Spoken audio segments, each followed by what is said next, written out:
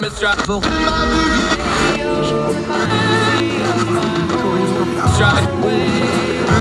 Let's win.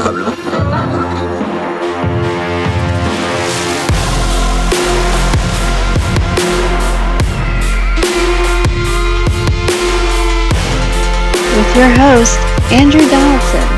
This is Heard Tell.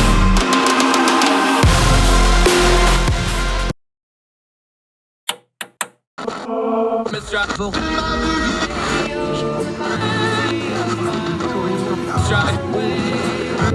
Let's win.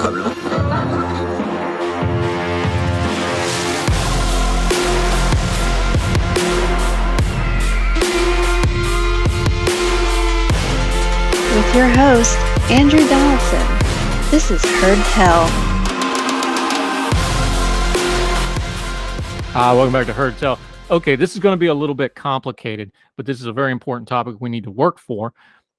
We need to work through because it gets to something that a lot of people want to see done, but it's a buzzword and there's a lot of technicalities to do it. I'm going to talk a little bit about marijuana, about cannabis, about THC, about regulation, and a thing called Delta-8 and the difference between Delta-8 and Delta-9. Jessica Donbrisky is joining us, and she's going to explain it to us. She's with the Cardinal Institute out of West Virginia. She's based out of Pittsburgh, but for the purposes of this conversation, we will not hold that against her. Jessica, how are you today? Good. How are you? Fantastic. This is going to get a little technical to start with, but we have to get a baseline of what we're talking about because the overarching debate in America is legalize, don't legalize, decriminalize, criminalize. The problem is once you get past that sloganeering, there's a lot of really in-depth technical stuff to how this stuff works, isn't it? Because even something that's legal like THC, and as you're highlighting here, even law enforcement don't seem to have real good boundaries on what they are supposed to be and not supposed to be doing, right? Yeah, that's correct. Where do we start with this? Because we've seen the news breaking out of California now. We've got data from a couple of years of quote unquote legalization. That's not going well. We know the war on drugs is not going well. Where do we even start with this? Because if we can't legalize it correctly and we can't decriminalize it correctly and we can't keep a criminal correctly, I don't even know where to start here. Do you have a better idea? Yeah, I think that a great place to start is looking back at the 2018 Farm Bill. THC and CBD products were categorized as agricultural commodities, and this allowed different businesses and entities to go ahead and start creating these products. However, it never explicitly said things like Delta-8 or Delta-9, and therefore have created a lot of different legal issues. Is it a legislative problem? Is it a legalese problem? Is it a lobbying problem? Why was this not more specifically fleshed out, whether it's a local law, a state law, whatever the case may be? Is it just lazy legislating? Was it oversight? Because this is kind of a big deal. When we all remember the story last year, the truck driver that was hauling hemp, they wrecked that dude's entire life for a couple of months until they finally got it cleaned up. And it turned out he didn't do anything wrong. The police were wrong. If even the law enforcement, and I don't want to say they're all being malfeasant here, some of them's probably honestly trying. If it's this complicated, is it the legislative problem? Is it law enforcement? Where's this problem coming from that they can't get specific about this sort of thing? Yeah, I think kind of all of those can be true in different ways. I think that one important thing about the 2018 Farm Bill is that it allowed for these agricultural commodities, but it never explicitly said that things like Delta-8 and Delta-9 were permitted to be sold and things like that. However, from kind of the way that agricultural commodities are written, you can kind of infer that those are grouped under that. However, with that vague language, states probably need to go in and clean it up, just based on how they view that interpretation, and therefore provide actual guidance to law enforcement on if they should handle the issue and what their role is. What's the difference? Because we hear the term Delta-8, Delta-9. What's the big deal? Because one of them is completely legal and the other one gets you in trouble. And when police are just going off, well, it smells like one thing, that's not much of a standard. But start with the nomenclature so everybody's on the same page here. What is the actual difference between Delta-8 and Delta-9 and THC? Yeah, so as far as Delta-8 and Delta-9 is concerned, some states allow for both and others allow for Delta-8, but not Delta-9. And the differences there are the reactions that are caused by each.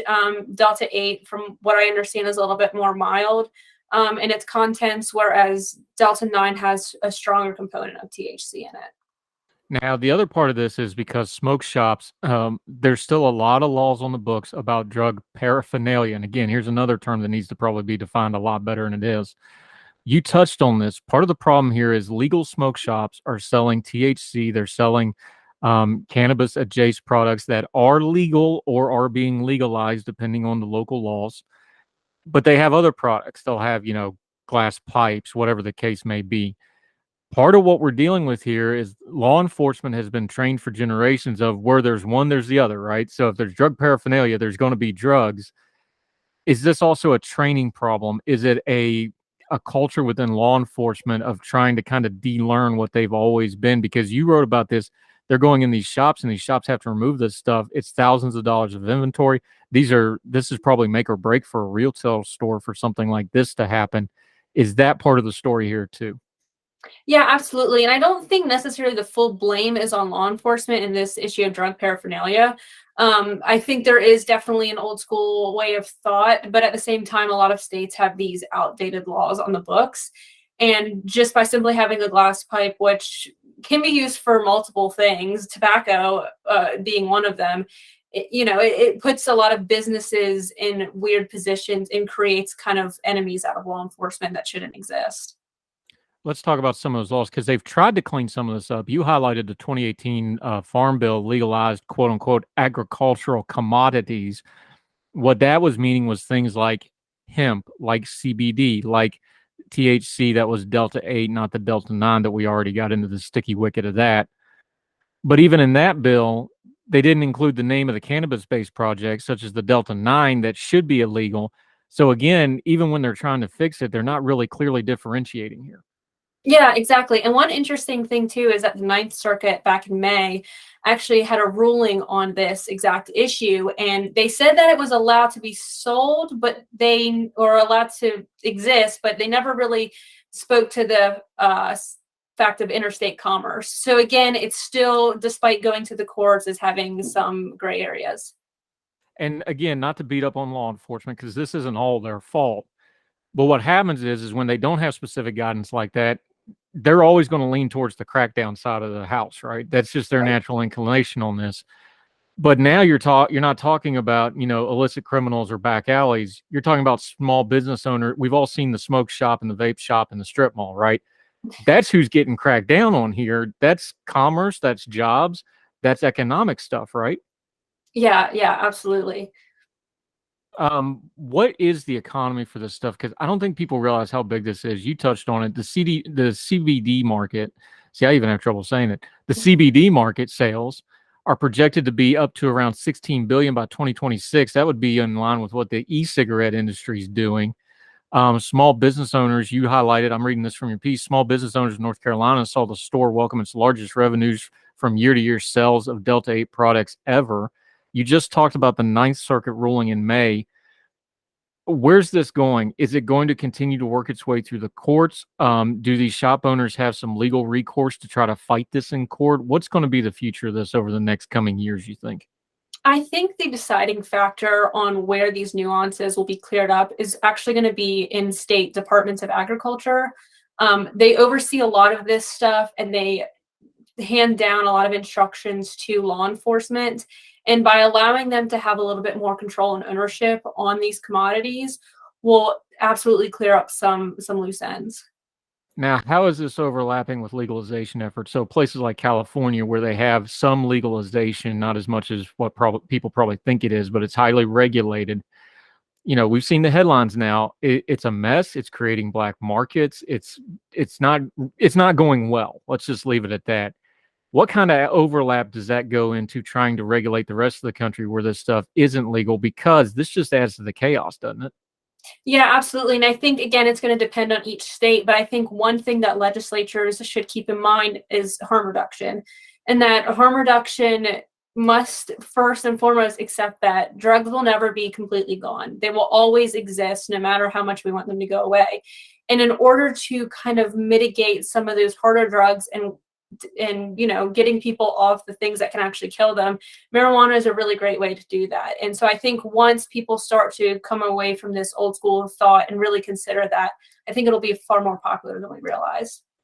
What would be the catalyst to really start changing this in legislators? Is it going to be an event? Is it going to be some kind of data study? What do you think would change the current environment? Because it seems like it's just kind of inertia of not going anywhere right now. Yeah, I think it's hard to say because, as you mentioned, all of the data is really there, and we've been learning from doctors for quite some time now that this is really beneficial to a large group of people, everything from anxiety to more severe things like bipolar disorder.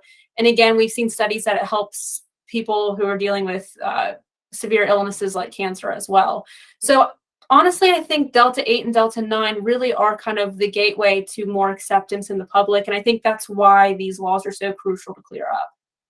Yeah. Jessica Donbrisky joining us on Heard Tell. Going to take a quick break. We come back. We're going to continue to talk about her piece. It's in counterpunch.org. We're going to link to it. A lot of links inside of that piece that you need to read through all of them as well.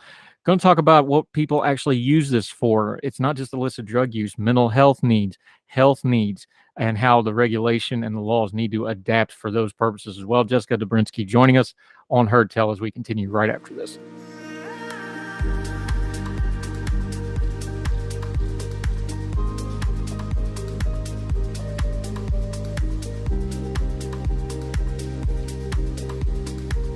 Welcome back to Heard Tell. Our friend Jessica Donbrisky, Young Voices contributor. She's with the Cardinal Institute in my home state of West Virginia, although she lives in Pittsburgh. Don't tell anyone. Those two things don't usually go together, of course.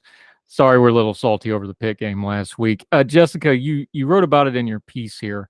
Let's back up for a second. One of the reasons why people push for legalization, we know the social justice part of it. We know the criminal justice part of it. We know the war on drugs part on it. There's actually a lot of studies now, and you touch on it as well. A lot of people just want this as a self-medicating option for good, valid reasons, mental health reasons, depression, pain management. Is that part of this that we should probably be paying up more as like, hey, we have healthcare costs, we've got opioid addictions, things like that. This is something that could help if it's in a regulated and controlled way. Would that be a better way of approaching it than just talking about the law enforcement side of this or the culture war side of this, do you think? Yeah, absolutely. And as I said in my piece, there's a very valid concern for a lot of business owners, but there's also a valid concern for consumers. Now, there are probably plenty of people that use it recreationally, but for those who maybe don't have health insurance or can't get a medical marijuana card, maybe they decided to dabble in this instead to really see if this could help their issues. And we've seen from multiple different research studies that plenty of people are actually using this to mitigate some of those mental health concerns. You don't want people just going off willy-nilly with this stuff. But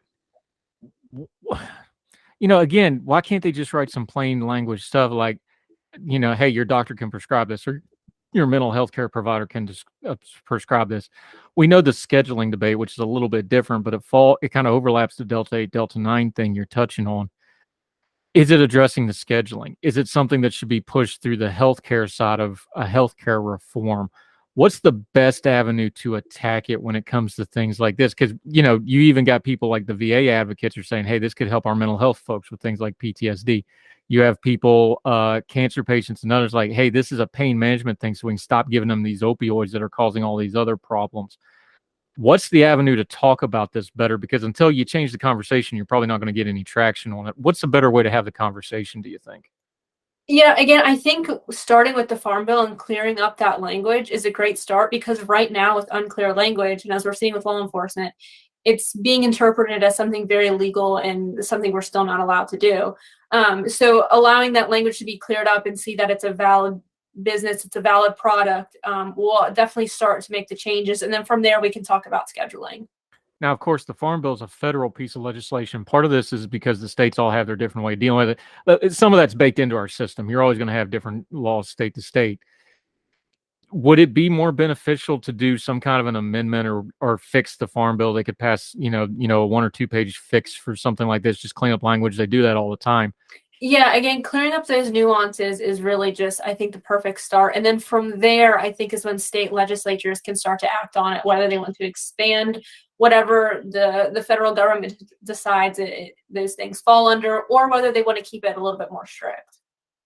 Yeah, when you started looking at this, did you look at when you look at the business side of this, do we need to tell the people story of this more? Because, like we've been talking about Delta-8 and Delta-9. These are heavy terms. This is terminology. We talk stats, we talk mental health care.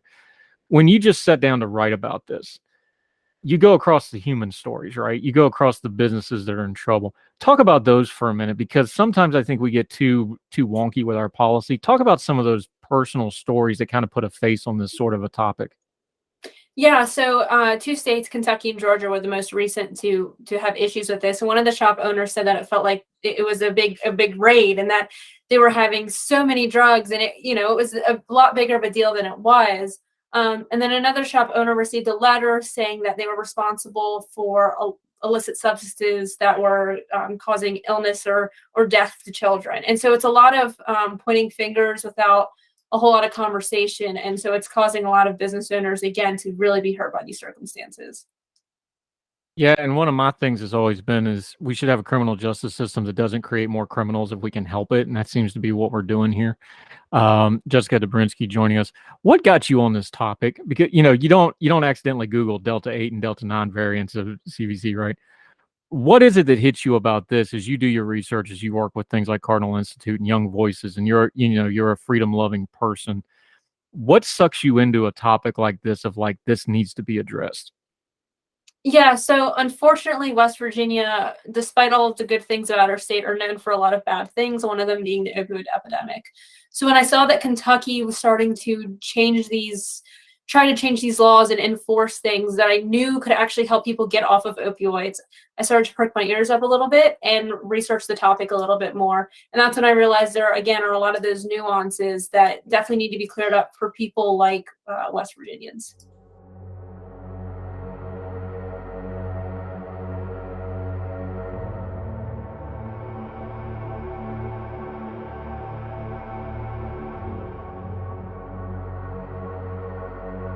I've asked this question before, Jessica Dobrinsky joining us. Harm reduction is a tough sell to the average person, because to them it sounds like, oh, well, you're excusing criminality, or you're excusing addiction, or you're excusing everything. It's a tough sell, because how do we tell people, like, look, when you're dealing with addiction, when you're dealing with drug use, when you're dealing with opioids, you got to give people an intermediate step. They're not going to go from 0 to 100. Talk about the harm reduction piece, because you put it in your piece on this on purpose, because the harm reduction, that's the science part of this, of like, look, there's science, there's research that harm reduction, it's not a great thing. It's not even a good thing. You could argue it's a bad thing, but it's a lot less bad than this other thing. And that's the intermediate step we need. Talk about that for a minute, because I think harm reduction is something we have a hard time talking about it, but that's really going to be the key to a lot of this, isn't it? Yeah, absolutely. So a 2021 study actually said that majority of people that were using Delta-8 were using it for mental health purposes. And so obviously with a lot of opioid use, it starts with mental health issues that can't be mitigated, or a lot of feelings of hopelessness and such too. So if these are able to mitigate mental health issues, then of course it's going to help people get off of opioids as well. What can people do about this? Like, there's the cliche, call your senator, call your congressman, call your, your legislator or your state senator, or whatever the case may be. That's all well and good. How should people be discussing? Let's just start with something basic. When they talk about it on social media, just saying legalize it, that doesn't really tell anybody anything. What's a way that folks could talk about this in a productive way on their social media to kind of advance the conversation a little bit, do you think? I think the number one thing is open dialogue. I think a lot of people on both sides of the spectrum, when they hear the opposition talk about this issue, whether it's pro or against, start to get a little bit defensive. And I think there are valid concerns for both sides, contrary to what a lot of people are willing to think. And I think from there, looking at the science behind things, how it can actually help people, I think it will kind of break a lot of those stigmas, because for a long time, we've kind of conflated marijuana use to something as crazy as heroin. And that's just simply nonsensical. So I think from there, we can start to really help people. All right. back where we started. It's a complicated topic. It's a tough topic. What's the new course of action? Is it going to be legislative? Is it going to be legal action? Is it a mixture of the both? If it's a mixture, what's the ratio? Where do we go from here, do you think, for people that really care about this issue and want to see some, some kind of progress on it that's positive? Yeah, I think if legislatures or states want to do something about it tomorrow, the first thing that they can do is start to clear up their own state language and to whether say that if Delta-9 or Delta-8 is included or not, and to properly allow these different powers to go to their Department of Agriculture. How amazing is it that we have this much problems where you have people, unjustly getting arrested because the language in a bill isn't just perfect? I mean, isn't there kind of a little bit of a lesson there of like, we talk about all the culture war stuff and we talk about the political wars and we talk about the buzzword. You really do have to do the nuts and bolts of legislating to make government work. Is that kind of the lesson here of like, hey, we really need to pay attention to what our legislators are doing on the boring stuff that doesn't trend and doesn't show up on our, Facebooks and Twitter feeds? Yeah, absolutely. And I think that's abundantly clear too for these issues that they think nobody cares about or are just minor things, is that every single piece of legislation needs to be fine-tuned and ensure that the intent is there. Yeah, especially when it's regulations that have the full weight and force of law behind it, where people can go to jail, lose their livelihoods, and lose their businesses. Jessica Donbrisky, this is great stuff. It's a tough topic, but you wrote about it really, really well. We're going to link to the whole piece. Make sure you read the whole thing for yourself. Like we always say, she's got a lot of links in there too. All those datas and stats, she's got that all sourced. Make sure you read through that as well. We'll have you back on again because this isn't going away anytime soon. Like we said, the California stuff's a mess, so they're probably going to re-regulate that, and God knows where that goes. Till we get you back on the show, though, let folks know where they can keep up with you, your social media, what you've got going on with Cardinal Institute and with Young Voices, till we see you again on Heard Tell. Yeah, so my Twitter is JL Dobrinsky. Last name is Dobrinsky. Many people get that confused with an I. But other than some of my stuff on drug paraphernalia, I also focus on healthcare of certificate of need. So you can find my paper as well on that at thecardinalinstitute.com. Yep, she does good work. We're going to link to all that. You can also find her on the Young Voices page. She does great work. Another one of our great Young Voices contributors that we love to have on. Jessica Donbrisky, we appreciate you so much. Best of luck surviving Pittsburgh, and we'll talk again real soon, my friend. Thank you so much. Take care.